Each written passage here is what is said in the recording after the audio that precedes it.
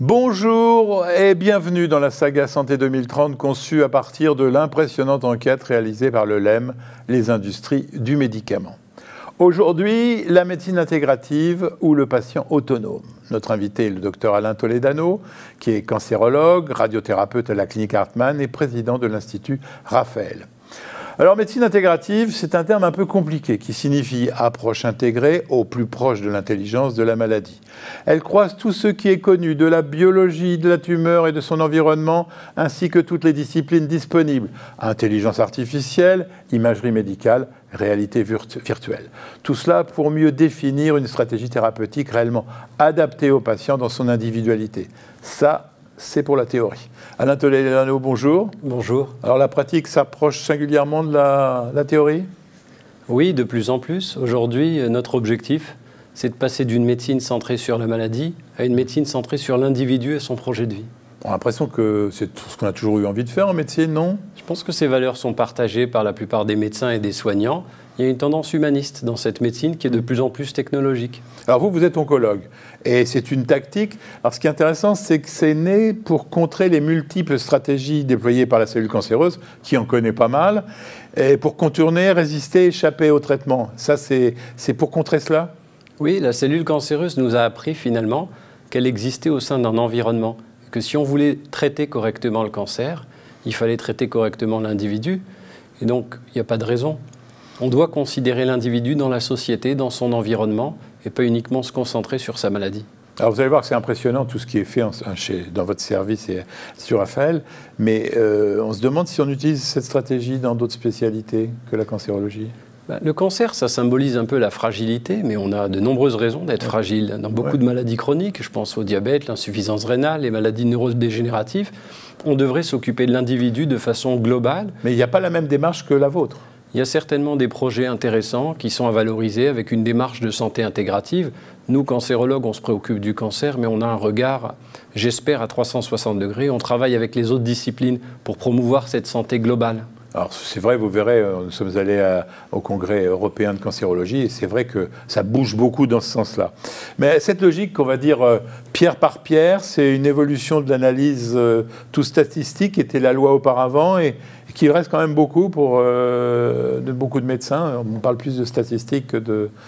Dans un système de santé qui a besoin de maîtriser ses coûts, d'être efficient et de parler la même langue, il est important qu'on ait un langage commun pour gérer la santé collective. Mais on sait que chaque individu est différent. Et c'est pour ça que la santé individuelle va nécessiter qu'on prenne en considération non pas seulement la maladie, mais la santé sexuelle, la santé émotionnelle, la santé sociale, la santé psychologique. Et c'est pour ça que l'approche personnalisée va être aujourd'hui le fer de lance de nombreux cancérologues et des médecins en général. Alors, on va donner des exemples concrets. Bon, c'est le bouleversement de la stratégie thérapeutique avec la maîtrise de ces nouveaux outils.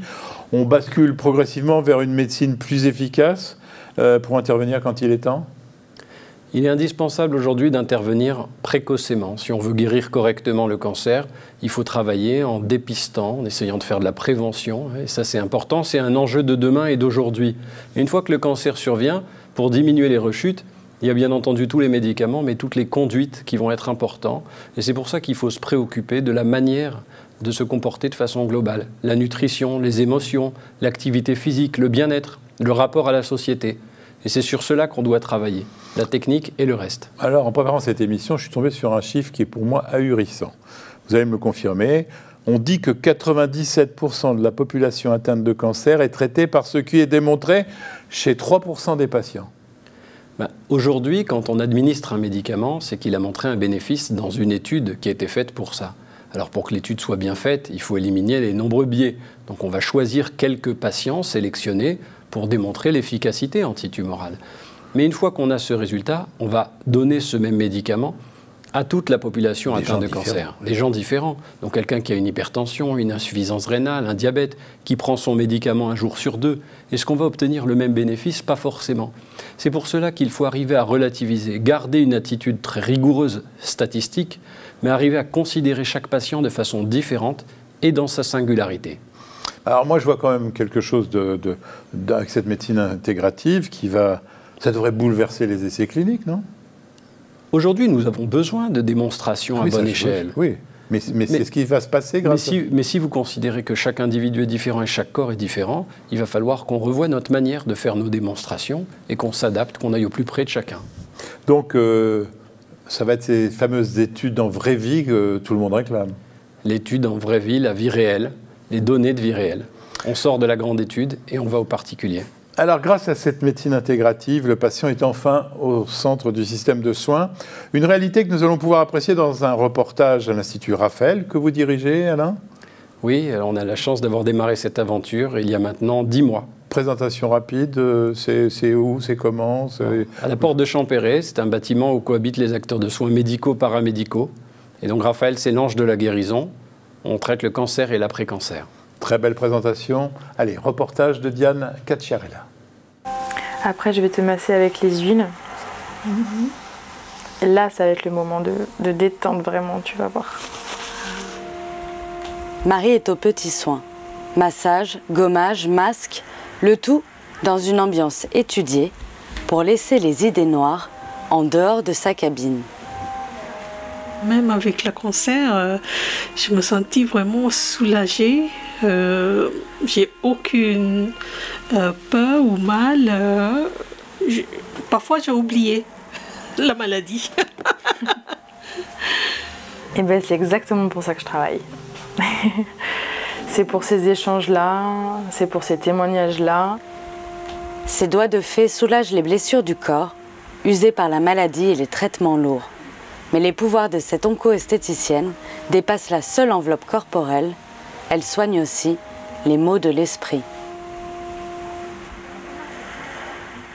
Je pense que l'onco-esthétique est une discipline très importante dans la prise en charge globale parce que c'est une nécessité pour les femmes ou pour les hommes de se retrouver, de retrouver confiance en soi, de retrouver son image, le contact aussi, le toucher pendant les massages.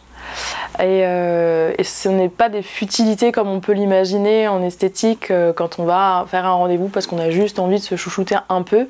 Là, c'est pas un peu, c'est vraiment beaucoup. C'est retrouver la sensation au sens propre, c'est retrouver une hydratation de peau, un joli teint, essayer de pallier au teint terne, aux effets secondaires. Ce centre unique en Europe propose une prise en charge globale du patient à travers des consultations médicales classiques, mais aussi de l'art-thérapie, de la sophrologie, de la nutrition ou du yoga. On s'occupe beaucoup de la maladie et pas assez souvent du patient. Le patient a des besoins qui dépassent complètement le cadre de la maladie. Sa santé sociale, sa santé sexuelle, sa santé émotionnelle, sa santé psychologique. Les parcours de soins aujourd'hui sont très performants. Mais il nous manque tout cet accompagnement. Donc on a intégré tous les acteurs paramédicaux qui vont donner du temps, et le temps c'est de la qualité. Et on les a intégrés dans un parcours médical complet. Et on n'a pas du tout scindé les médecins et la technique, et le patient et les paramédicaux. Et donc cette médecine intégrative, cette oncologie intégrative, c'est la seule façon qu'on pense être performante pour arriver à prendre en charge tous les patients fragilisés par le cancer. Pour s'y retrouver parmi toutes les disciplines proposées, il faut un guide. C'est Mathilde, la coordinatrice de parcours de soins. Avec elle, aucun tabou. Les patients parlent de leur maladie, de leur sexualité, de leurs angoisses. Ensemble, ils identifient des besoins et décident quelles activités ou suivis pourront les aider. Ça va être plus efficace en fait d'avoir un suivi ici personnalisé et complet plutôt qu'à l'extérieur de voir plusieurs intervenants parce qu'il y a plusieurs raisons. La première, c'est que tous les intervenants ici sont en lien. Donc en fait, ils peuvent échanger autour des suivis, s'adapter, réorienter les patients. Donc ça, c'est le premier point. Le deuxième point, c'est que nous, ayant une vue globale, on va permettre une cohérence du parcours de soins. En fait, on va essayer de répondre à des symptômes ou à des besoins, des objectifs par des disciplines. On ne va pas multiplier les suivis sur un même objectif, mais on va permettre une vue globale et une cohérence du suivi, quoi. Bonjour Sylvaine. Hello. Comment allez-vous? Et vous, ça va? Bien.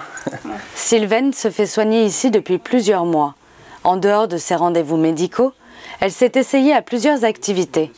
Ateliers de nutrition, musicothérapie, naturothérapie et des séances parfois surprenantes.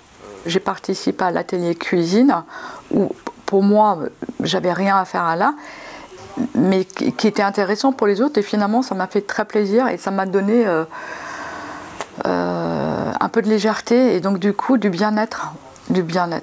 Et je pense que l'objectif, c'est ça. C'est pas dire on va trop souvent chez le médecin, non, on va dans un institut, on se fait du bien. Des séances qui apaisent, mais qui sont aussi une mine d'informations pour les autres praticiens. Normalement, en fait, vous devez aussi avoir le compte-rendu du chirurgien. Alors, oui, effectivement, j'ai son compte-rendu, le mien aussi. C'est son rituel. Avant de démarrer sa consultation, Philippe regarde les comptes rendus récents des autres praticiens de sa patiente. Toutes les spécialités du centre partagent virtuellement leurs informations. Et ce n'est pas le seul avantage de cet établissement. Quand je travaille à mon cabinet ou à domicile, je suis seul. Je suis seul et pour avoir la moindre information, je dois prendre du temps pour appeler, tomber sur une secrétaire ou autre. Ici, je peux descendre un étage et je peux discuter avec le prof de sport. Je peux discuter avec l'ostéopathe. Je peux envoyer un message via notre logiciel de soins à un médecin et donc avoir une réponse rapide. La rapidité en oncologie, la rapidité d'exécution, elle est primordiale, ne serait-ce que pour rassurer et pour réagir. Depuis son ouverture il y a moins d'1 an, l'Institut Raphaël a accueilli 1 millier de patients. L'objectif, à terme, est d'en recevoir 3000 chaque année. Impressionnant, non? Bah, ça ne vous impressionne pas, vous êtes chez vous là. Mais ce que l'on voit dans le reportage, c'est la vraie vie. Oui, la vraie vie, c'est que c'est un institut accueillant. On a le devoir de non-abandon, on a le devoir d'hospitalité. Et on s'est fixé l'idée de travailler ensemble. Et aujourd'hui, cette idée, c'est une vraie réalisation dont on est fier. Mais ce n'est pas une démarche un peu marginale ou alors très marketing? Bien, en fait, aujourd'hui, ça devrait être une démarche obligatoire que de se soucier du patient dans sa globalité. Et pas uniquement de se focaliser sur les traitements techniques. Alors, je pourrais vous dire sincèrement, c'est une médecine de privilégiés, si vous ne me l'aviez pas dit, que c'est un effort qui vient de votre clinique et non pas des patients. Alors, pas exactement de la clinique. En fait, on est à côté de nos établissements de soins et aujourd'hui, on offre les soins d'accompagnement. Alors, évidemment, il va y avoir plus de demandes que d'offres. Aujourd'hui, on évalue chaque soin. On a fait 6000 soins cette année pour plus de 1000 patients, comme il a été dit dans le reportage. Et on va montrer qu'en faisant du bien et en s'occupant correctement des gens de façon globale, eh ben, on arrivera à améliorer leurs pronostics. C'est une fondation qui s'occupe de l'Institut Raphaël? C'est une association, effectivement, avec des soutiens privés, la région Île-de-France, et on travaille avec des partenaires comme La Poste pour le volet santé numérique et des entreprises éco-responsables qui croient en ces valeurs. Alors, on dit dans le reportage que c'est unique en Europe, vous le confirmez? En fait, il existe des modèles économiques très différents dans chaque pays. Il y a de nombreux pays en Europe où les acteurs mutualistes remboursent des paniers de soins. Et donc, on a des initiatives très intéressantes. On peut imaginer à terme qu'il y aura une prise en charge qui sera... Enfin, ça a l'air de... Quand on voit, comme un congrès dans les SMO, on va aller tout à l'heure, on voit que c'est tellement dans l'air du temps que, fatalement, il va falloir que... Nos aînés cardiologues ont montré qu'en mangeant correctement ou en faisant du sport, on diminuait le risque d'infarctus. Et donc en France, aujourd'hui, on rembourse la réhabilitation cardiovasculaire. Mais en cancérologie, vous avez 3 800 000 personnes qui ont ou qui ont eu un cancer. Vous pouvez rembourser 20 ans un antidépresseur, mais pas une séance de psychologue. Donc aujourd'hui, on doit démontrer les choses. C'est une démarche qui existe depuis assez longtemps aux États-Unis. Si on prend la Mayo Clinic, dans les années 90, ils commençaient à parler de ça. Eux, ils ont fait des études sérieuses sur le bénéfice de cette approche. Il y a un grand mouvement outre-Atlantique. On a reçu les gens du MD Anderson Cancer Center de Houston, qui est le plus grand centre de cancérologie mondiale, bien évidemment, qui ont une approche, y compris une chaire universitaire, avec une approche en santé intégrative, et en démontrant finalement qu'on vit mieux et plus longtemps lorsqu'on s'occupe de façon très globale de l'individu. Alors les patients, parce que des patients regardent cette émission, ils ne risquent pas de se révolter si on oppose l'ancien et le nouveau monde et qui ne disposent pas tous de cette façon d'être traités. Est-ce que vous attendez aussi que les patients réclament ? Il est indispensable que les patients ne soient pas passifs. La démocratie sanitaire, c'est d'écouter le patient, qu'il soit au centre, qu'il soit dans l'échange. Nous, on s'est positionné comme un projet pilote, on espère d'intérêt général. Il est hors économie de marché. On cherche naturellement à démontrer ses bienfaits pour pouvoir avoir une proposition de valeur. Mais dans chaque région et avec chaque centre de cancérologie, on devrait avoir cette offre d'accompagnement complète. Alors vous dites qu'il ne faut pas non seulement considérer la tumeur dans son environnement, mais aussi le patient dans son environnement. Donc vous avez des critères, nationalité, imagination, intuition, ancrage familial. Est-ce que ce n'est pas une façon aussi de trier les patients? Alors il n'y a pas de tri, hein. On traite les patients d'où qu'ils viennent, des patients suivis sur notre territoire, mais également des patients venus d'ailleurs. Encore une fois, c'est la contrainte de nos capacités d'accueil qui va être déterminante. Mais aujourd'hui, un patient, quelles que soient ses conditions, c'est un patient. On a finalement un devoir vis-à-vis de lui, qui est fragile. Et le système de solidarité doit se mettre en place pour qu'il puisse traverser cette période de la meilleure des façons. Et vous savez que par réciprocité, parce que les gens sont des gens vertueux, la plupart du temps, quand ils sortent de la maladie, eh bien, ils vont aider les autres. Alors avec quel quota de refus? Parce que quand on voit, et on a fait exprès de commencer ce reportage par un massage dans une pièce agréable, enfin là on est très très loin de l'image du cancer. Est-ce qu'il n'y a pas des gens qui disent non, moi j'ai un cancer, j'ai pas envie qu'on me fasse ça? C'est intéressant ce que vous dites, parce que quand on regarde la cancérologie, il y a le risque et il y a la perception du risque. Une grande partie du travail, il est dans l'imaginaire. Les gens ont peur. La peur de mourir, la peur de souffrir, il y a un sentiment d'insécurité. Notre travail, il est de gérer cette peur pour ne pas qu'il y ait un ancrage. On doit arriver à prendre de la distance par rapport à ces sentiments effrayants et à vraiment travailler avec chacun sur sa résilience, au sens où Cyrulnik le disait, la capacité à rebondir, qui est médiée par le sens qu'on va donner aux choses, par les affects, l'interaction avec l'environnement. Et donc c'est ce travail sur les sentiments qu'on cherche à faire. Vous dites aussi qu'on va même aller jusqu'à fabriquer des médicaments à la carte. Comment ça? Alors, c'est un autre versant. Aujourd'hui, en cancérologie, vous pouvez aller décoder ce qu'est une tumeur, ce qu'on appelle le séquençage du génome de la tumeur. Et aujourd'hui, vous pouvez fabriquer des médicaments, même en 3D. On peut imaginer, dans un futur proche, qu'on arrivera à décoder la tumeur et fabriquer un traitement à la carte pour le patient sur le plan médicamenteux. Mais il va falloir aussi fabriquer un parcours de soins à la carte, chez ceux qui sont prédisposés à avoir une baisse de morale, une dépression, à prendre du poids, à avoir des cheveux cassants, une altération de l'image corporelle. Donc du médicament au parcours de soins, on va devoir raisonner de façon personnalisée. Alors l'efficacité, elle coule de source. Quand vous dites, je vous cite, on va mieux sélectionner les patients éligibles à certains traitements, les doses administrées et mieux évaluer aussi les risques de rechute. Aujourd'hui, on ne maîtrise pas forcément le pourquoi la rechute. Donc il faut avoir l'esprit assez ouvert. Il y a certainement des raisons qui sont en rapport avec le patient, mais bien sûr la tumeur, mais le patient et son environnement. Peut-être qu'un patient stressé va avoir de moins bonnes conditions immunitaires pour lutter contre le cancer. Et ça, il va falloir qu'on le mette en évidence. Combien de fois on voit tous les jours des patients qui nous disent « Docteur, c'est parce que j'ai eu un deuil dans ma famille que j'ai fait mon cancer ».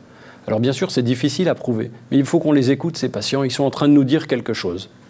Alors on parle de patients autonomes, donc de prise en charge digitalisée.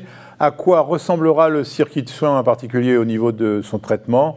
Le Congrès européen d'oncologie, l'ESMO, qui est un des 2 congrès de référence de la discipline, se tient à Barcelone. La France est à la pointe des communications dans le domaine. Et vous allez pouvoir le constater car nous sommes en direct avec le docteur Florian Scotté qui dirige le département d'oncologie médicale et de soins de support à l'hôpital Foch à Suresnes. Bonjour Florian. Bonjour Jean-François. Alors la notion de cabinet médical est dépassée ? C'est difficile de dire que la notion de cabinet médical soit dépassée. Je pense qu'il y a toujours des cabinets médicaux actuellement. J'espère qu'il y en aura encore, car c'est quand même une activité particulière. L'acte en lui-même au niveau médical est certainement importante. Maintenant, est-ce qu'il faut développer les cabinets de groupe? Est-ce qu'il faut développer une vision peut-être plus, peut-être pas hospitalo-centrée évidemment, mais peut-être plus travail multidisciplinaire regroupé dans des zones de soins? C'est possible. Alors, ma question est peut-être un peu provocatrice, Florian, mais le smartphone devient-il l'interface de soins principale avec le patient? Alors, pour la même réponse que pour les cabinets médicaux, le smartphone ne me semble pas l'outil aujourd'hui remplaçant le soignant, qu'il soit médecin, infirmière, pharmacien ou autre. Néanmoins, le smartphone doit être un outil complémentaire et doit nous permettre d'aider à évaluer le patient, à surveiller le patient, à être à ses côtés et surtout, en fait, doit permettre au patient de retrouver une certaine autonomie et lui permettre lui-même d'être dans une action pas une activité, mais une action de rendu d'informations pour que nous puissions mieux l'accompagner. Alors, comment vous faites pour lui faire prendre conscience qu'il doit être autonome, pour être au centre de ses soins ? C'est tout le rôle au sein du cabinet médical pour que le patient prenne conscience de l'importance de son autonomie. C'est déjà échanger avec lui, ça fait partie de la notion d'éducation. Je ne dirais pas éducation thérapeutique, mais l'éducation qui doit être gérée et par le médecin et par l'infirmière de coordination et l'équipe qui est autour du patient, de façon à ce qu'il prenne conscience que le retour de ces informations, de ces données, son propre vécu est fondamental pour que nous puissions mieux comprendre et mieux l'accompagner. Donc, ça veut dire qu'il faut lui faire prendre conscience que son ressenti est la priorité et doit être au centre de nos préoccupations, donc que lui doit avoir cette autonomie pour nous donner ces informations. C'est une source d'économie ou de dépenses ? Alors, aujourd'hui, non, puisqu'il faut développer les outils, il faut développer les différents logiciels d'utilisation, les plateformes de suivi Internet. Et ça a un coût évident pour les établissements. Pas aujourd'hui pour l'État ou le gouvernement, mais peut-être dans un avenir proche.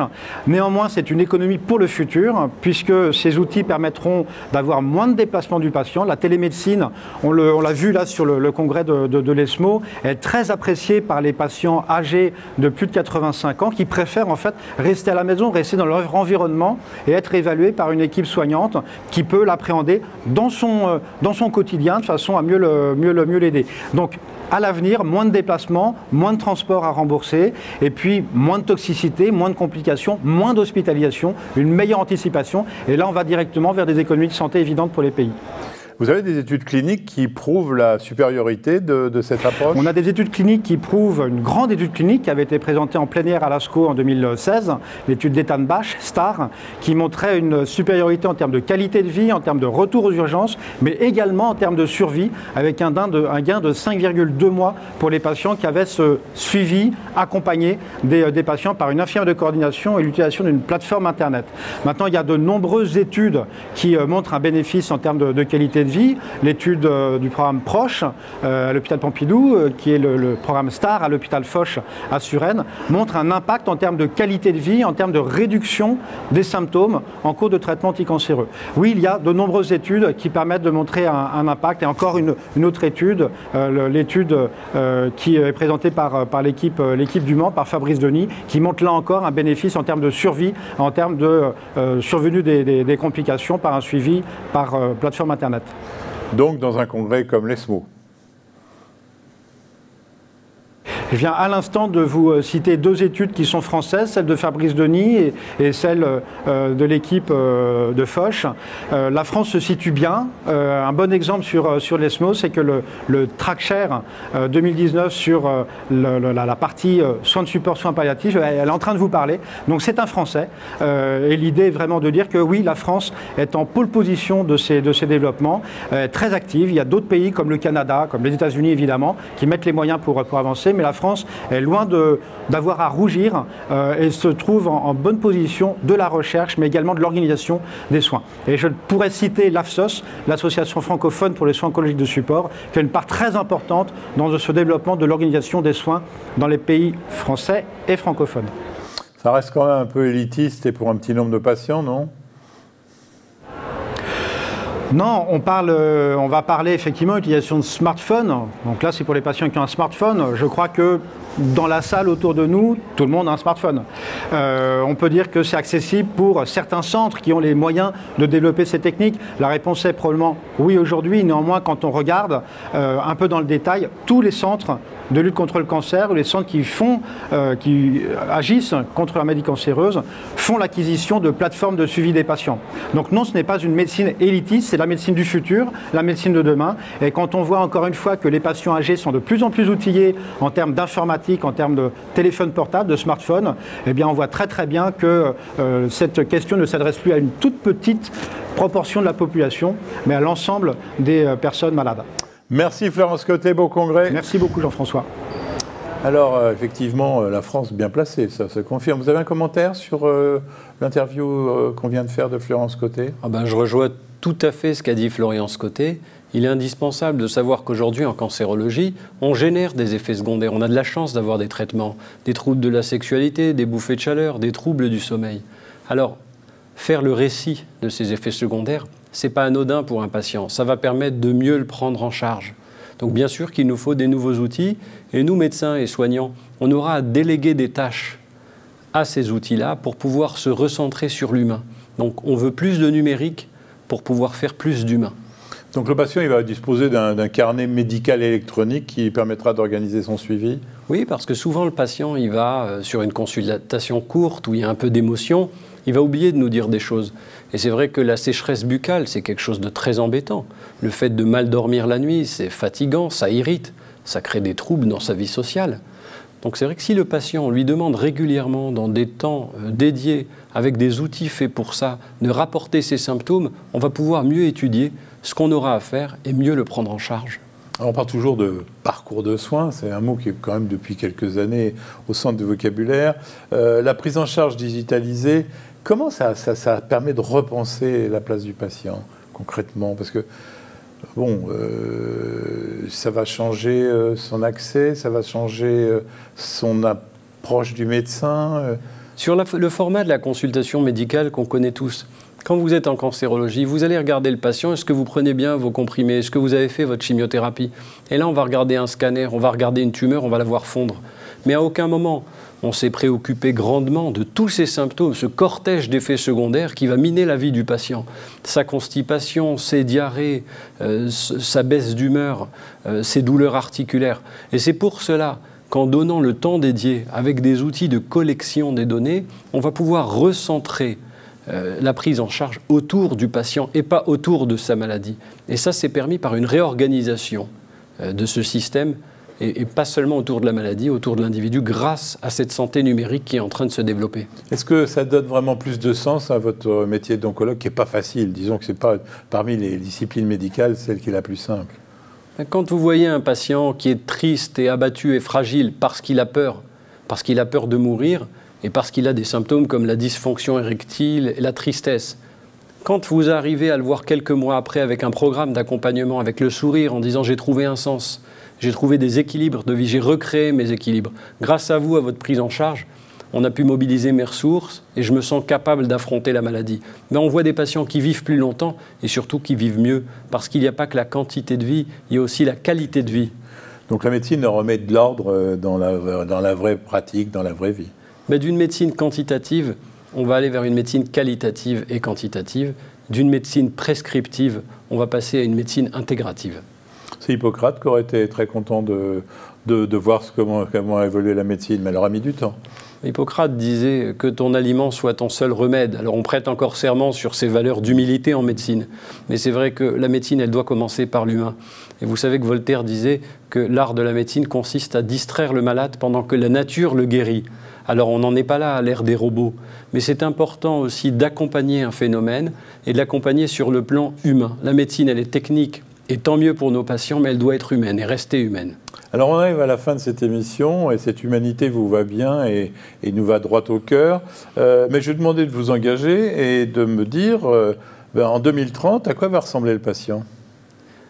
Alors, à quoi va ressembler le patient? Le patient sera un être humain, comme vous et moi. Oui, ça n'a pas changé. Le patient va moins se sentir affaibli, parce que cette démocratie, ce patient au centre, va faire que le patient sera mieux éduqué, mieux informé à l'ère du numérique, à l'ère de Google et de cet Internet. Les informations s'échangent. Il n'y a plus la gestion autocratique, le rapport du sachant et de celui qui ne sait pas. Donc c'est un patient informé, c'est un patient qui va avoir envie non seulement qu'on s'occupe de la meilleure des façons de sa maladie avec les hautes technologies, mais qui va vouloir qu'on s'occupe de lui et dans toutes ses dimensions. Pas uniquement sur sa maladie. Vous savez qu'une personne sur 3 quitte ou perd son travail dans les 2 ans après le diagnostic. Donc quand on est dans la performance et qu'on la cultive et qu'on a un cancer, c'est très difficile de retourner au travail avec la peur du regard des autres. Donc il va falloir qu'on s'occupe de l'intégration, la réintégration du cancer dans la société, que ce ne soit pas un mot tabou, qu'on ne soit pas pestiféré. Chaque patient mérite d'avoir un accompagnement global et en 2030, on aura certainement franchi très largement ce cap et que les systèmes solidaires puissent permettre à chaque patient d'être pris en charge et pas seulement leur maladie. On fait beaucoup trop d'exclus avec un système qui coûte cher. On a de la chance en France, il faut préserver notre système, mais il faut l'améliorer. On peut imaginer même que le patient, excusez-moi, va rester chez lui plus longtemps que se promener dans tous les centres hospitaliers. Le patient peut rester chez lui, mais vous savez, on ne rejette pas le contact humain quand le contact est agréable. C'est très sympathique d'avoir une relation médecin-patient. On crée des liens, on crée même parfois des amitiés. Alors il y a la pudeur, il y a la distance nécessaire, mais l'objectif n'est pas de rester chez soi, ne pas se déplacer inutilement dans les embouteillages aux heures de pointe pour aller récupérer un examen qu'on pourrait avoir par un simple mail. Par contre, il va falloir créer et recréer le contact humain et déléguer la technique et tout ce qui est inutile en termes de dépenses d'énergie. Donc finalement, c'est de la transformation positive. Alors, je vous ai demandé de voir ce qui se passerait dans 10 ans. On va faire un autre exercice. Vous êtes plus jeune que moi, mais quand même, vous avez connu des mandarins dans votre carrière, obligatoirement. Vous imaginez tenir ce discours-là il y a 20 ans ? En fait, c'était assez difficile parce qu'il nous manquait aussi des outils et la vision. Mais l'important, ce n'est pas de prédire de l'avenir, c'est de le rendre possible, comme disait Saint-Exupéry. C'est vrai que si on suivait nos patrons qui faisaient la visite, qui écoutaient un souffle au cœur, avec le fameux stéthoscope de l'ANEC, aujourd'hui, avec le smartphone, vous pouvez faire une échographie cardiaque au lit du patient et détecter une valve fragile. Donc l'objectif, c'est de rester à l'écoute du patient et quel que soit l'outil, la technologie, on va avoir des sauts technologiques. Mais la valeur qu'on doit créer, elle est d'abord humaine et la technologie, elle est au service du patient et de sa famille. La technologie libère l'humanité du médecin, ça c'est une bonne formule. Mais c'est quand même le besoin d'économie qui nous a conduits là. Pas forcément, c'est aussi le besoin de performance. Réhumaniser la médecine, il fallait passer par une délégation de tâches intelligente. Donc c'est vrai qu'il y a des redondances d'examens complémentaires. Vous savez, si vous prenez 10% du budget de la sécurité sociale pour mieux l'utiliser grâce au numérique, à cause des redondances d'examens, on peut financer la qualité. Alors je crois que notre ministre de la Santé, qui est assez active et qui est de force de proposition, a bien compris l'intérêt de cette qualité avec toutes les annonces qu'elle a faites. Et on soutiendra nos tutelles dans la mesure où l'ambiance actuelle, c'est d'accompagner une médecine autour du patient. Écoutez, j'ai beaucoup apprécié cette discussion et je pense que tous ceux qui nous regardent auront apprécié justement cette humanité qui ressort tout au long de votre discours. Merci. Cette émission est terminée. Tout ceci est clair et passionnant. D'ailleurs, pour ceux qui seraient intéressés par l'intégralité de l'exceptionnel document Santé 2030 qui inspirait cette émission, vous pouvez le télécharger gratuitement sur le site du LEM, rubrique Santé 2030. Merci d'ailleurs au LEM qui nous a permis de réaliser cette émission en complète indépendance rédactionnelle, il faut le souligner. Une formidable aventure que celle de Santé 2030. À très vite pour un nouvel épisode et en attendant, portez-vous bien.